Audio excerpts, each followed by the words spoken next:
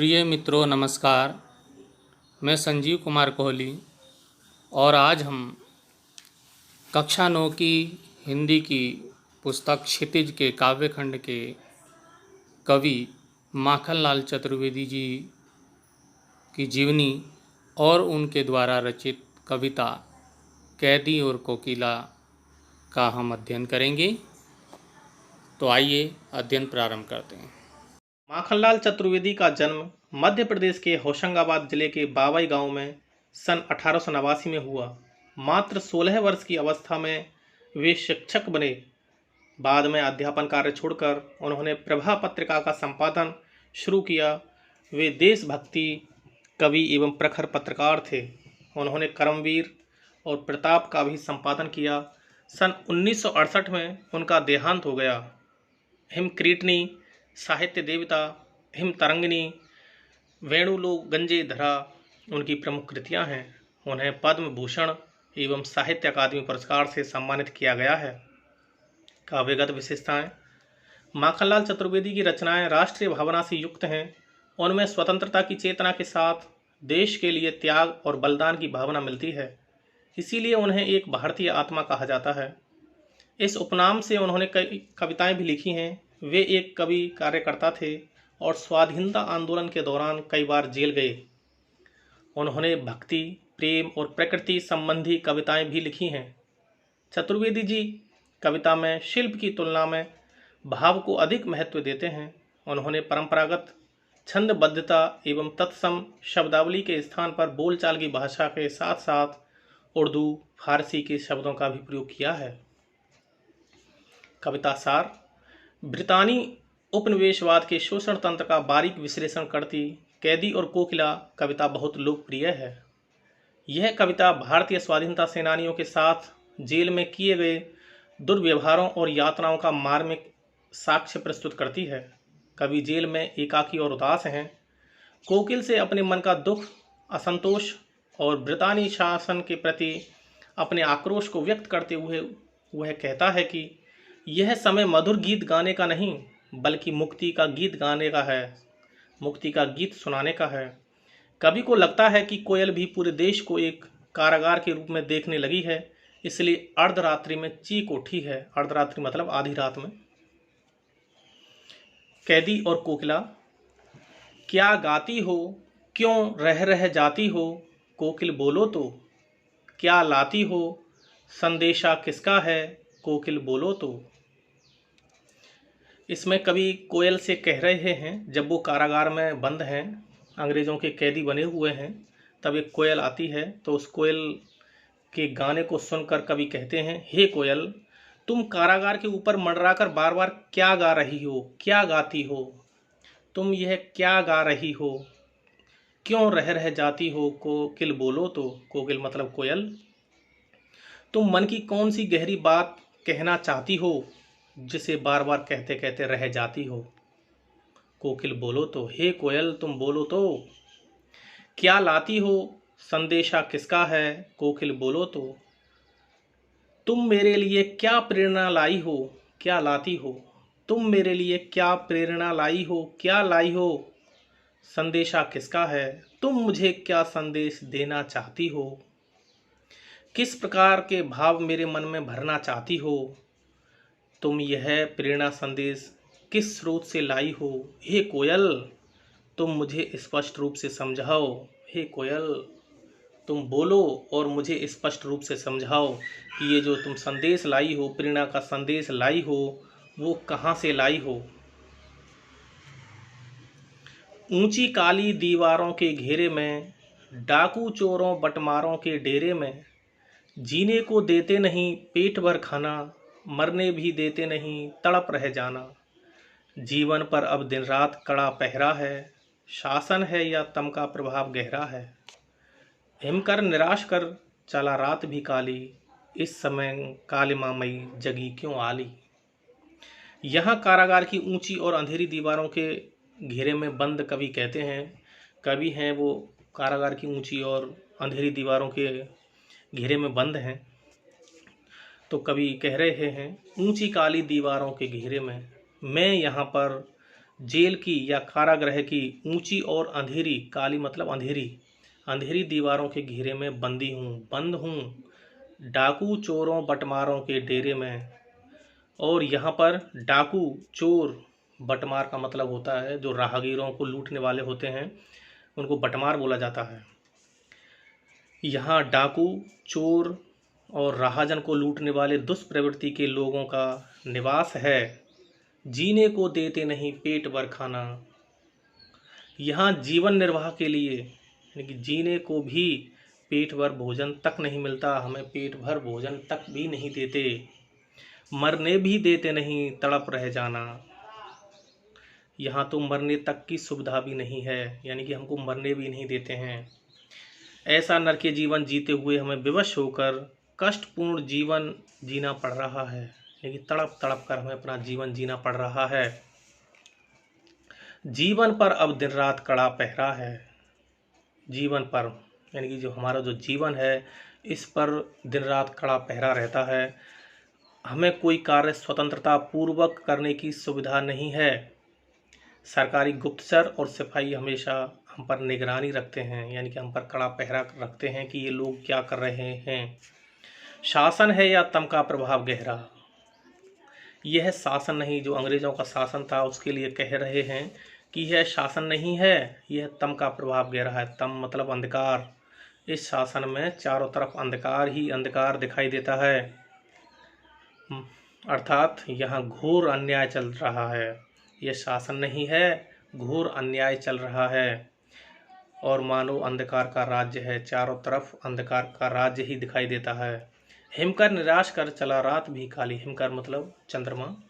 चंद्रमा भी निराश कर कर चला गया है, जिससे कि रात भी काली, रात भी अंधेरी हो गई है। अर्थात चंद्रमा भी गायब है, वह रोशनी नहीं दे रहा है। रात भी घनी अंधेरी है। इस समय कालमा मई जगी क्यों आली। कालमा मई बताया गया है, काले रंग की कोयल होती है, उसी के लिए ये शब्द प्रयोग किए गए हैं। तो कवि कह रहे हैं, हे सखी कोयल, इस निराशा के क्षणों में तू क्यों जगकर औरों को जगा रही है। आली का मतलब होता है सखी। कवि कह रहे हैं कि हे सखी, हे काले रंग वाली कोयल, तुम इस रात्रि में जगकर औरों मतलब दूसरों को भी क्यों जगा रही हो। क्यों हुक पड़ी वेदना बोझ वाली सी, कोकिल बोलो तो क्या लूटा। मृदुल वैभव की रखवाली सी, कोकिल बोलो तो। आगे कवि कह रहे हैं, हे कोयल, तुम्हारे कंठ से वेदना के स्वर वाली ऐसी गहरी हूक क्यों निकल रही है। हूक मतलब कसक भरी आवाज़, दर्द भरी आवाज़ को हूक बोला जाता है। कवि कहता है कि हे कोयल, क्यों हूक पड़ी वेदना बोझ वाली सी। हे कोयल, तुम्हारे कंठ से, तुम्हारे गले से वेदना के स्वर वाली ऐसी गहरी हूक क्यों निकल रही है। कोकिल बोलो तो क्या लूटा। तुमने ऐसा क्या देख लिया, तुम्हारा क्या लुट गया। क्या लूटा मतलब तुम्हारा क्या लुट गया। मृदुल वैभव की रखवाली सी, कोकिल बोलो तो। तुम्हारा कंठ इतना कोमल और मधुर है, मानो तुम्हें ईश्वर ने संसार के हर मधुर वैभव की रक्षा करने का दायित्व सौंप रखा है। यानी कि ऐसा लग रहा है कि ईश्वर ने तुम्हें मृदुल वैभव की रखवाली करने के लिए ही तुम्हारा जन्म दिया है। कोकिल बोलो तो, तुम बताओ फिर तुम्हारे स्वर में इतनी वेदना क्यों है। हे कोयल बोलो तो, यह बताओ तो सही। तुम्हारे कंठ से वेदना के स्वर वाली ऐसी गहरी हूक क्यों निकल रही है। तुमने ऐसा क्या देख लिया, तुम्हारा क्या लुट गया। तुम्हारा कंठ इतना कोमल और मधुर है, मानो तुम्हें ईश्वर ने संसार के हर मधुर वैभव की रक्षा करने का दायित्व सौंप रखा है। तुम बताओ फिर तुम्हारे स्वर में इतनी वेदना क्यों है। क्या हुई बावली अर्धरात्रि को चीखी, कोकिल बोलो तो। किस दावानल की ज्वालाएं हैं दीखी, कोकिल बोलो तो। आगे कवि कहते हैं, क्या हुई बावली। बावली का मतलब होता है पागल होना। तो कवि कह रहे हैं कि हे कोयल, क्या तुम बावली हो गई हो। जो कि आधी रात को चीख रही हो, कोकिल बोलो तो। किस दावानल की ज्वाला हैं दिखीं, कोकिल बोलो तो। दावानल मतलब जंगल में लगने वाली आग। कवि कह रहे हैं कि तुमने क्या कोई जंगल में लगने वाली आग देख ली है, या जंगल में लगी हुई आग को देख लिया है, जिसकी ज्वाला से डरकर अचानक चीख पड़ी हो, हे कोयल बोलो तो। क्या हुई बावली अर्धरात्रि को चीखी, कोकिल बोलो तो। किस दावानल की ज्वालाएं हैं दिखी, कोकिल बोलो तो। कवि कोयल से पूछता है, हे कोयल, तुम इस तरह आधी रात को क्यों चीख रही हो? क्या तुम पागल हो गई हो? तुमने किस जंगल में लगी आग को देख लिया है, जिसकी ज्वाला से डरकर अचानक तुम चीख पड़ी हो? क्या देख ना सकती जंजीरों का गहना? हथकड़ियाँ क्यों, यह ब्रिटिश राज का गहना। कोल्हू का चर्रक चूं जीवन की तान, गिट्टी पर अंगुलियों ने लिखे गान। हूँ मोट खींचता लगा पेट पर जुआ, खाली करता हूँ ब्रिटिश अकड़ का कुआं। दिन में करुणा क्यों लगे रुलाने वाली, इसलिए रात में गजब ढा रही आली। कवि कह रहे हैं, हे कोयल, क्या देख ना सकती जंजीरों का गहना? क्या तू रात्रि में असमय इसलिए क्रंदन मचा रही है, इसलिए चीख रही है, क्योंकि तुझे हमारी बेड़ियां, जंजीरों का गहना, ये जो जंजीर पड़ी हुई हैं हमारे हाथ पैरों में, क्या तुम इनको देख नहीं सकती हो? क्योंकि तुझे हमारी बेड़ियां पसंद नहीं हैं, तू इसे बंधन की बेड़ियां समझकर अप्रसन्न हो रही है। हथकड़ियाँ क्यों, यह ब्रिटिश राज का गहना, किंतु ये हमारे लिए ये हथकड़ियाँ नहीं हैं, अब तो ब्रिटिश राज द्वारा प्रदत्त आभूषण हैं। गहने मतलब आभूषण। कवि कह रहे हैं, हे कोयल, क्या तू रात्रि में असमय इसलिए क्रंदन मचा रही है, इसलिए चीख रही है, क्योंकि तुझे हमारी बेड़ियां पसंद नहीं हैं। तू इसे बंधन की बेड़ियां समझकर अप्रसन्न हो रही है, किंतु हमारे लिए ये हथकड़ियां नहीं, अपितु ब्रिटिश राज द्वारा प्रदत्त आभूषण हैं, ब्रिटिश राज द्वारा दिए गए आभूषण हैं। कोल्हू का चर्रक चूं जीवन की तान। आगे कवि कह रहे हैं, हमारे लिए तो कोल्हू की चर्रक चूं मतलब कोल्हू से निकलने वाली ध्वनि, हमारे लिए तो कोल्हू की चर्रक चूं ध्वनि ही जीवन का संगीत बन गई है, जीवन की तान बन गई है। गिट्टी पर अंगुलियों ने लिखे गान। हम पत्थर, कंकड़ पत्थर से बनी गिट्टियां होती हैं, छोटे छोटे कंकड़ पत्थर होते हैं, उनको गिट्टियां बोला जाता है। हम पत्थर कंकड़ पत्थर अपने हाथों से तोड़ तोड़ कर मानो स्वतंत्रता के संघर्ष का गान अपनी अंगुलियों से लिखते हैं। गिट्टी पर अंगुलियों ने लिखे गान, यानी कि पत्थर तोड़ते तोड़ते, गिट्टियां तोड़ते तोड़ते ऐसा लगता है कि हम अपनी उंगलियों से स्वतंत्रता का गान लिख रहे हैं, स्वतंत्रता के संघर्ष का गान अपनी उंगलियों से लिखते हैं। हूँ मोट खींचता लगा पेट पर जुआ, खाली करता हूँ ब्रिटिश अकड़ का कुआं। आगे कवि कह रहे हैं कि मैं कोल्हू का जुआ अपने पेट पर बांध कर हूँ मोट खींचता पेट पर जुआ। मोट का मतलब होता है कोल्हू का चरसा, जिसको कोल्हू को खींचा जाता है, कुएं से पानी निकाला जाता है, उसको मोट कहा जाता है। कवि कह रहे हैं, मैं कोल्हू का जुआ अपने पेट पर बांध कर चरसा चला रहा हूँ, मोट खींच रहा हूँ। कोल्हू के जुए को अपने पेट पर बांधकर उसका जो चरसा है उसको खींच रहा हूँ। इस क्रिया में निरंतर मैं ब्रिटिश शासन के दंभ कुएं को खाली कर रहा हूँ, जो उसके घमंड रूपी कुआं है उसको मैं लगातार खाली कर रहा हूँ। दिन में करुणा क्यों जगे रुलाने वाली, इसलिए रात में गजब ढा रही आली। आगे कवि कह रहे हैं कि हे कोयल, दिन में करुणा क्यों जगे, अब मुझे समझ में आया कि तू क्यों रात में अपना मधुर स्वर हमें सुनाने आई है। दिन में करुणा क्यों जगे रुलाने वाली। तू जानती है कि दिन का समय घोर यातना, संघर्ष और परिश्रम का होता है। उस समय ना तो मधुर आवाज़ का कोई अर्थ है और ना करुणा का। उस समय तो असीम साहस की आवश्यकता होती है।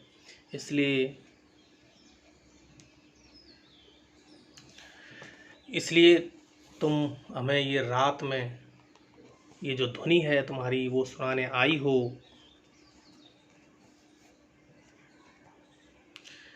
इस शांत समय में अंधकार को भेद रो रही क्यों हो, कोकिल बोलो तो। आगे कवि कह रहे हैं ये जो रात्रि का शांत समय है इसमें तुम अंधकार को भेद यानी कि अंधकार में भी क्यों रो रही हो, कोकिल बोलो तो। हे कोयल कुछ बोलो तो। चुपचाप मधुर विद्रोह बीज इस भांति बो रही क्यों हो, कोकिल बोलो तो। तुम्हें क्या दुख है, तुम अपनी वेदनामयी मधुर आवाज से हमारे हृदय में विद्रोह बीज यानी कि अंग्रेजों के खिलाफ विद्रोह का बीज इस मधुर ध्वनि से, मधुर गीत से चुपचाप ही क्यों बो रही हो, हे कोकिल बोलो। इस शांत समय में अंधकार को भेद रो रही क्यों हो, कोकिल बोलो तो। चुपचाप मधुर विद्रोह बीज इस भांति बो रही क्यों हो, कोकिल बोलो तो। कवि कहते हैं कि तुम इस शांत नीरव रात्रि में सारे अंधकार को भेदते हुए रुदन क्यों कर रही हो, क्यों रो रही हो, क्यों चीख रही हो, तुम्हें ऐसा क्या दुख है। तुम अपनी वेदनामयी मधुर आवाज से हमारे हृदय में विद्रोह का बीज क्यों बो रही हो, विद्रोह क्यों पैदा कर रही हो, हे कोयल बोलो। काली तू रजनी भी काली, शासन की करनी भी काली, काली लहर कल्पना काली, मेरी काल कोठरी काली, टोपी काली कमली काली, मेरी लौह श्रृंखला काली, पहरे की हूँ कृति की ब्याली, तिस पर है गाली हे गाली। कवि कोयल को संबोधित करते हुए कहते हैं, हे कोयल काली तू रजनी भी काली, यानी कि तुम्हारा रंग भी काला है और ये जो रात है ये भी काली है। शासन की करनी भी काली, और इधर जो ब्रिटिश शासन है उसकी करतूतें भी काली हैं, अर्थात अन्यायपूर्ण हैं। काली लहर कल्पना काली, कारागार में रहते हुए मेरे मन में भयंकर कल्पनाएं और भावनाओं की काली तरंगें उठ रही हैं, यानी कि जो मेरे मन में कल्पनाएं उठ रही हैं वो भी काली हैं। मेरी काल कोठरी काली, मेरी काल कोठरी भी काली है जिसमें मैं बंद हूँ, वह भी अंधकारमयी अर्थात काली है, उसमें भी अंधेरा ही अंधेरा है। टोपी काली कमली काली, मेरी टोपी भी काली है और जो मुझे ओढ़ने के लिए कंबल दिया गया है उसका रंग भी काला है। मेरी लौह श्रृंखला काली, मुझे बांधने वाली लोहे की जंजीरें भी काली हैं। पहरे की हुंकृति की व्याली, और इस काले अंधकारपूर्ण अन्यायपूर्ण वातावरण में पहरेदार की हुंकार जो आवाज़ लगाते हैं उसको हुंकृति बोला गया है। हुंकृति का मतलब हुंकार, व्याली मतलब नागिन की तरह। इस काले अंधकारपूर्ण अन्यायपूर्ण वातावरण में पहरेदार की हुंकार मुझे नागिन के समान डसने वाली लगती है। व्याली मतलब नागिन, सांपिन होती है, उसके समान डसने वाली लग रही है, जहरीली लग रही है। तिस पर गाली ये गाली, तिस पर मतलब उस पर। इतना अन्याय होने पर भी मुझे कारागृह के सिपाहियों द्वारा गालियां सुनने को मिलती हैं। इस काले संकट सागर पर मरने की मदमाती, कोकिल बोलो तो। अपने चमकीले गीतों को क्यों कर हो तैराती, कोकिल बोलो तो। हे सखी कोयल, मदमाती मतलब मस्ती से भरी हुई, इस काले संकट सागर पर, कारागृह के इस संकटपूर्ण समुद्र में तुम क्यों मरने की ठान कर आई हो, मरने को आई हो। हे सखी कोयल, ये जो जेल है ये कारागृह है, इसके संकटपूर्ण समुद्र में तुम क्यों मरने को आई हो। मरने की मदमाती, तुम मस्ती से यहाँ गा अवश्य रही हो, किंतु यह तुम्हारे जीवन का कोई भरोसा नहीं है। क्योंकि तुम मस्ती रूप में गा रही हो लेकिन इसमें तुम्हारा कोई भरोसा नहीं है कि कभी क्या हो सकता है, कब क्या हो जाए। तुम पर सदा संकट के बादल व्याप्त हैं। तुम अपने प्रकाश भरे अपने चमकीले गीतों को क्यों कर हो तैराती। चमकीले मतलब प्रकाश भरे, आशा और उत्साह भरे गीतों को बोला गया है चमकीले गीत। तुम अपने प्रकाश भरे आशा और उत्साह भरे गीतों को इस अंधेरी रात में, वह भी कारागृह पर मंडरा कर क्यों व्यर्थ कर रही हो। क्यों कर हो तैराती, क्यों व्यर्थ कर रही हो। कोकिल बोलो तो मुझे स्पष्ट अपने मुख से बोलकर बताओ। तुझे मिली हरियाली डाली, मुझे नसीब कोठरी काली। तेरा नभ भर में संचार, मेरा 10 फुट का संसार। तेरे गीत का हवें बहा, रोना भी है मुझे गुनाह। देख विषमता तेरी मेरी, बजा रही तिस पर रणभेरी। नसीब का अर्थ होता है प्राप्त, गुनाह का अर्थ होता है पाप। कवि कह रहे हैं, हे कोयल, तुझे बैठने के लिए तुझे मिली हरियाली डाली, यानी कि तुझे बैठने के लिए हरियाली से पूर्ण डालियां मिली हुई हैं। तू प्रकृति के आंगन में स्वतंत्र विचरण कर सकती है, लेकिन मुझे नसीब कोठरी काली, लेकिन मेरे भाग्य में सिर्फ अंधेरी कोठरी में ही रहना लिखा हुआ है। मुझे अंधेरी कोठरी ही मिली हुई है जिसमें अंधकार ही अंधकार रहता है। तेरा नभ भर में संचार, तू खुले आकाश में, नभ मतलब आकाश, तू खुले आकाश में विचरण करने वाली पक्षी है, यानी कि तू कहीं भी खुले आकाश में विचरण कर सकती है। मेरा 10 फुट का संसार, जबकि मेरी जो सीमा है, इधर उधर की जो सीमा है, वो सिर्फ बंदी गृह का 10 फुट का सीमित कक्ष है। मैं सिर्फ 10 फुट के सीमित कक्ष में ही रह सकता हूँ, लेकिन तुम पूरे आकाश में विचरण कर सकती हो, उस पर तुम्हारा पूर्ण अधिकार है। तेरे गीत कहावे बहा, रोना भी है मुझे गुनाह।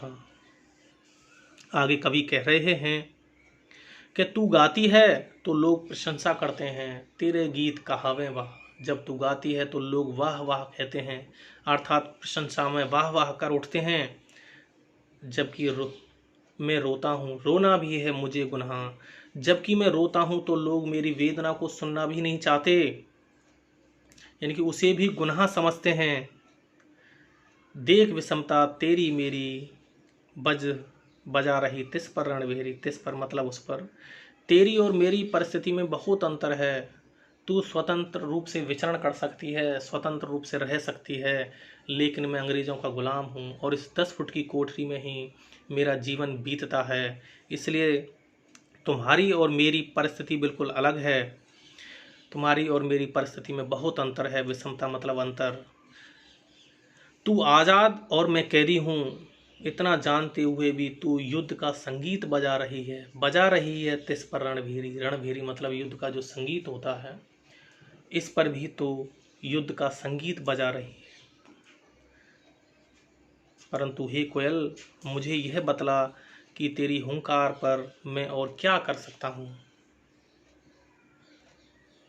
इस हुंकृति पर अपनी कृति से और कहो क्या कर दूँ। कोकिल बोलो तो मोहन के व्रत पर प्राणों का आसव किस में भर दूँ। कोकिल बोलो तो। आगे कवि कह रहे हैं कि हे कोयल, तुम्हारी जो हुंकार है, ये हुंकार है, इस हुंकृति पर अपनी कृति से, अपनी रचनाओं से मैं और क्या कर सकता हूँ।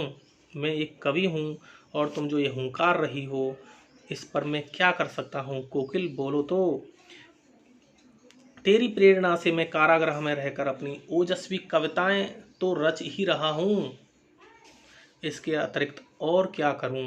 हे कोयल, बोलो तो सही। मोहन के व्रत पर, मोहन मतलब मोहनदास करमचंद गांधी अर्थात महात्मा गांधी, मोहन के व्रत पर प्राणों का आसव किस में भर दूं। आसव मतलब मदिरा, अर्थात महात्मा गांधी के स्वतंत्रता का जो दृढ़ संकल्प है, उसका पूरा करने के लिए मैं अपनी प्राण शक्ति किस दिशा में लगाऊं। हे कोयल, बोलो तो। कवि कह रहे हैं कि मोहनदास ने जो व्रत लिया हुआ है भारत को आज़ाद कराने का, उसके दृढ़ संकल्प को पूरा करने के लिए, उस व्रत को पूरा करने के लिए मैं अपनी प्राण शक्ति को किस दिशा में लगाऊं। हे कोयल, तुम मुझे मार्गदर्शन करो।